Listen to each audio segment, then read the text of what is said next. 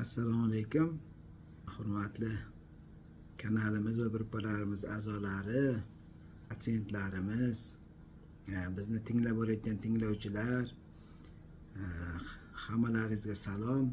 Endi bundan bu yog'iga yana bitta proyekt boshladik.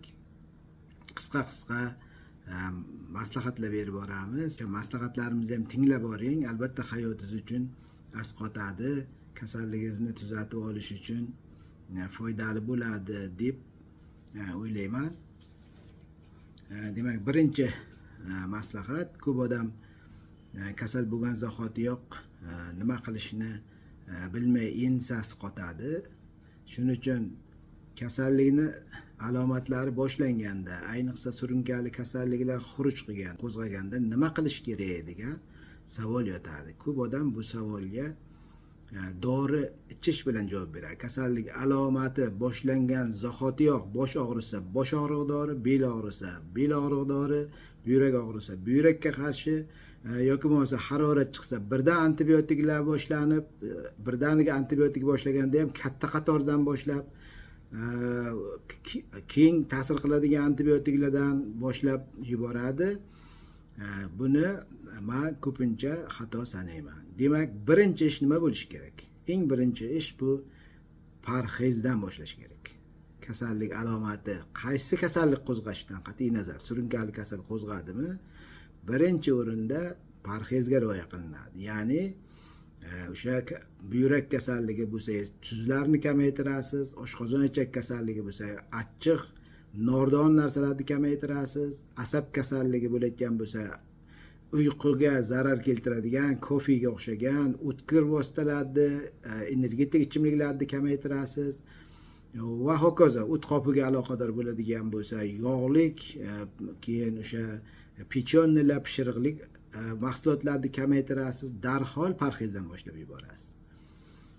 Ikkinchi qadam, parhez deylik, kutilgan natijani birdaniga bermaydi. Parhez sekin-sekinligi bilan natija bo'ladi. Ikkinchi qadam, hayot tarzini o'zgartirasiz. Demak, hayot tarzida nimadir xatoga yo'l qo'yyapsiz.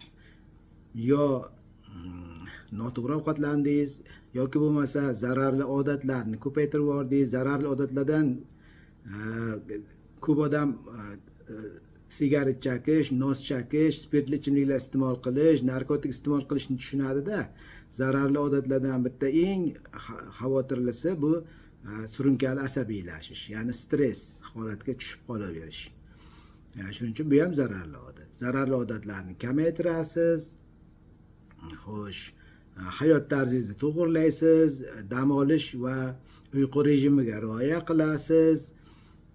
Keyin uchinchi qadam, o'zingizni shifokoringiz bilan, sizni sog'lig'ingizni nazorat qilib turgan shifokor bilan bog'lanasiz va shifokoringiz buyurgan tavsiyalarni bajarishlikni maslahat beramiz. Agar kasalligingiz qo'zg'agan bo'lsa, xuruj qilgan bo'lsa, unda davo olasiz.